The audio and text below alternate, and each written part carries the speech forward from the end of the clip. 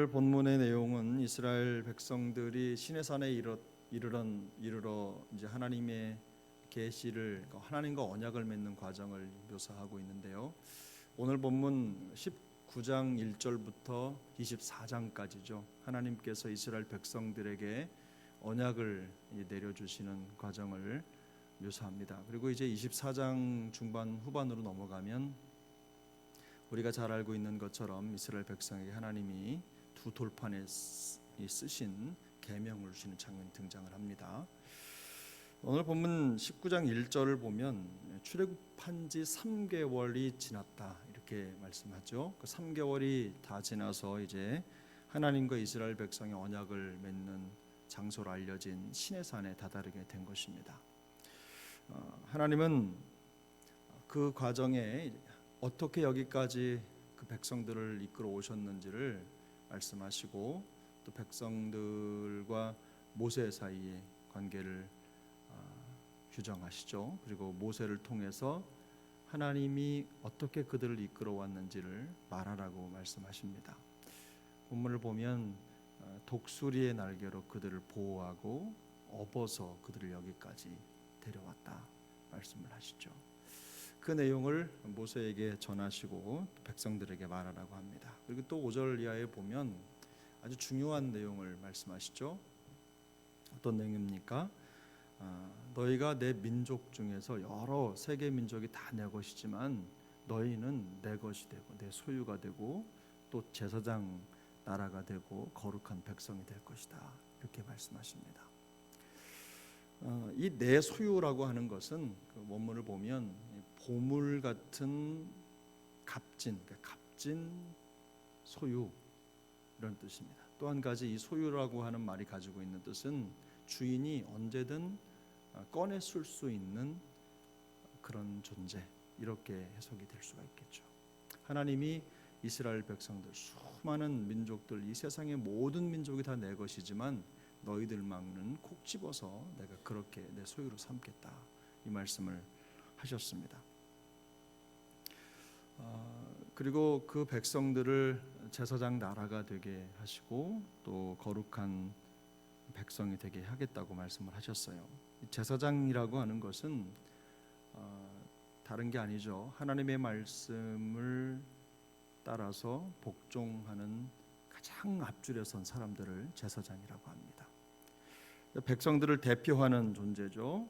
그 하나님의 말씀을 지키고 또 하나님을 섬기는 일에 관한 가장 모범적으로 섬기는 존재가 바로 이 제사장입니다.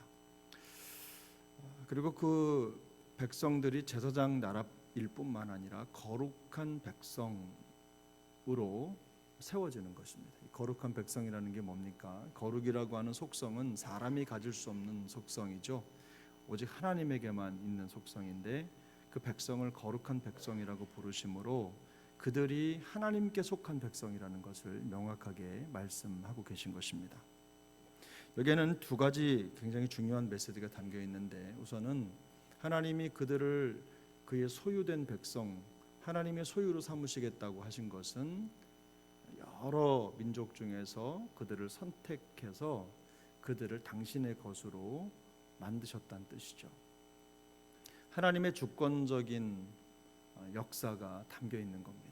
그들이 뭔가 잘나서 뭔가 특징이 있고 힘이 있거나 혹은 지혜롭거나 능력이 있어서 그들을 선택한 것이 아닙니다. 하나님이 그들을 주권적으로 선택하셔서 하나님의 소유가 되게 하신 것이죠. 또 한 가지는 하나님이 택함 받은 그들을 세상 가운데 구별하셔서 특별하게 하시겠다는 겁니다. 세상에 수많은 사람들과 똑같은 존재였던 그들을 불러서 소유가 되게 하시고 이제 하나님의 말씀을 앞서 섬기고 또 따르는 말씀에 익숙한 백성이 되게 하시겠다는 거예요. 그래서 세상과는 구별된 하나님의 백성으로 거룩한 백성으로 살아가도록 하시겠다는 것입니다. 이 말인즉슨 어떤 의미를 갖고 있습니까? 이스라엘은 기본적으로 하나님께 헌신된 민족이라는 겁니다. 하나님께 헌신된 민족. 하나님을 섬기는 것으로 자기의 정체성을 드러내는 사람들입니다. 다른 것으로 그들이 하나님의 백성이라는 것을 나타내 보이는 게 아닙니다. 하나님의 말씀을 따르고 그 말씀을 지킴으로, 또 하나님 앞에 헌신하는 모습으로 그들이 하나님의 백성, 또 하나님께 속한 민족이라는 것을 드러내 보여주는 것이죠. 근데 조건이 붙었죠. 5절 맨 앞에 보면 이렇게 말씀하셨어요. 그 앞에 뒤에 있는 내용이 다 따라오는데, 너희가 내 말을 잘 듣고 내 언약을 지키면, 단서가 붙은 거죠.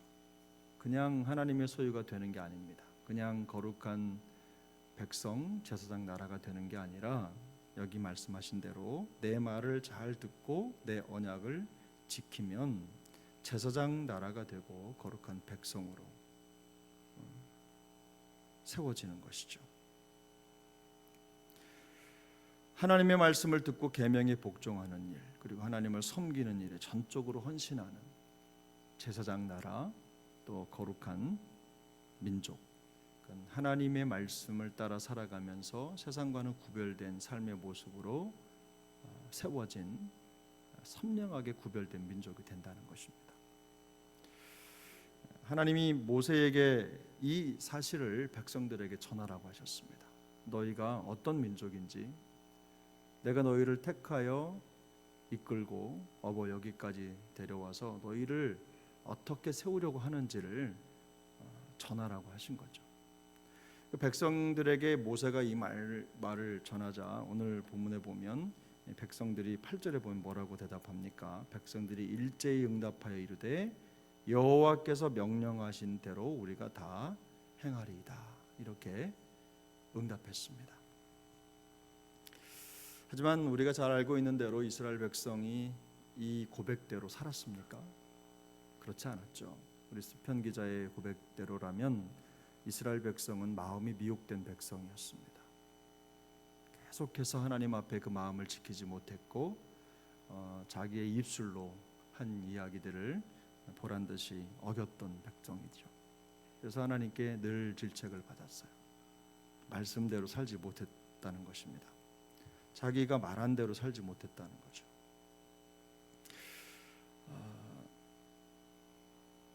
수많은 민족 중에 선택을 받아서 하나님의 가장 값진 소유물이 되었지만 이들은 그렇게 살지 못했습니다. 요즘으로 말하자면 공수표를 날린 겁니다. 하겠다고 하고 안 하고, 또 그렇게 살겠노라고 하고 안 산 겁니다. 지키겠다고 하고 지키지 않은 겁니다. 오겠다고 하고 오지 않은 겁니다. 그래서 이들이 가지고 있는 역사가 하나님의 소유된 백성이요, 제사장 나라요, 거룩한 백성이다라고 하는 자기 하나님이 만들어 주신 그 소유의 정체성을 지켜서 그런 민족이다, 그런 사람들이다라고 하는 역사의 인정을 받은 게 아니라, 그들은 역사 속에서 불신앙의 민족으로, 죄와 불신앙의 역사를 남긴 민족으로 기록되었습니다. 이게 그들의 현실이죠. 근데 신약의 베드로 사도는 이 사실을 너무나 잘 알고 있었고, 그래서 예수 그리스도의 복음으로 말미암아 다시 선택되고 그리고 죄를 씻음 받고 하나님의 백성이 된 하나님의 자녀들에게 똑같이 얘기합니다.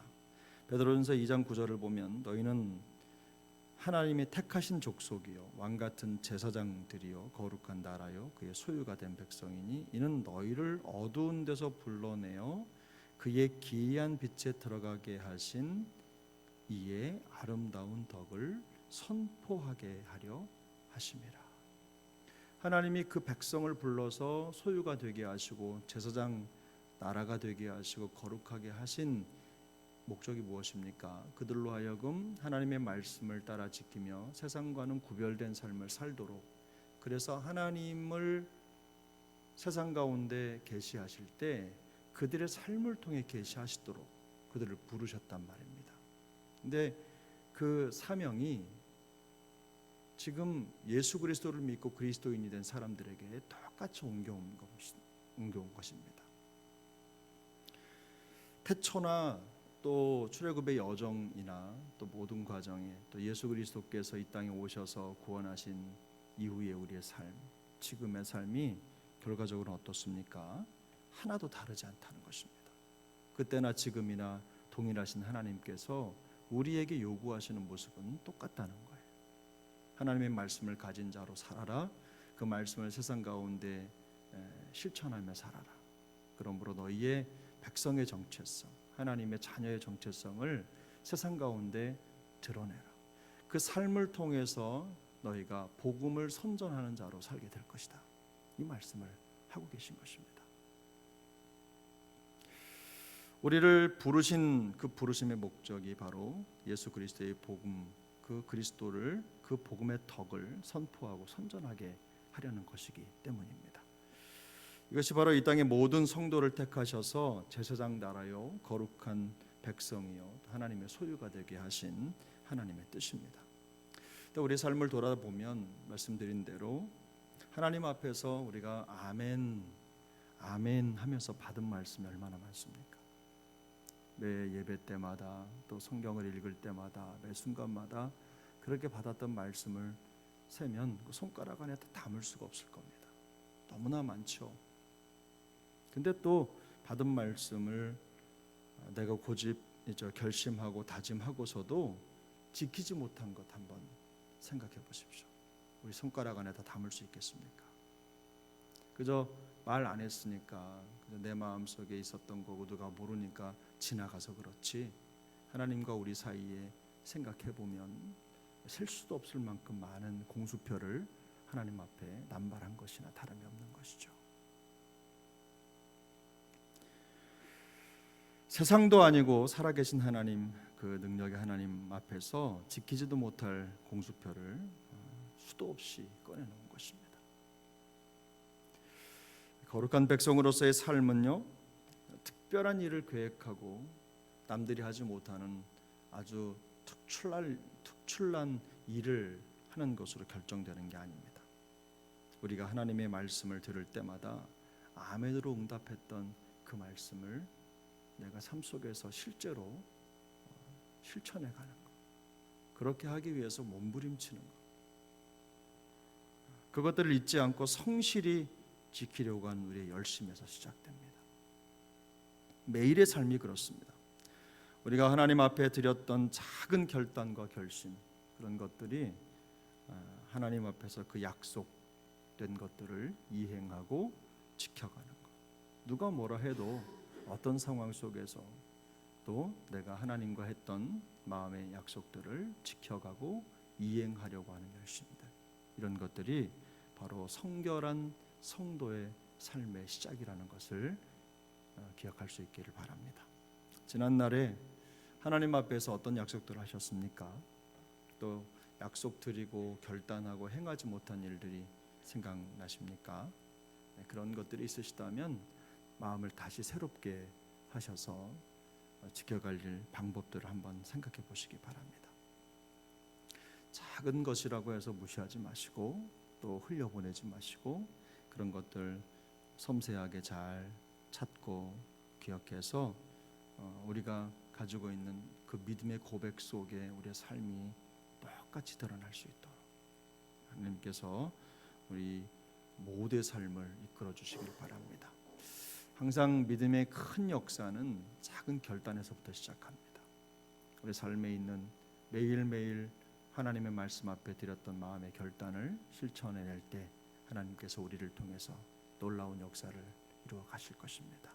오늘도 어제와 똑같이 진행되는 하루의 역사 같지만 어제와 다른 하루, 한 번도 살아보지 않은 새로운 하루를 선물로 받았는데 오늘 하루도 우리 주님께서 주신 믿음을 가지고 하나님의 소유된 백성으로 또 거룩한 백성으로 제사장 나라로 멋지게 살아가는 우리 모두가 될 수 있기를 예수님의 이름으로 축복합니다. 기도하겠습니다.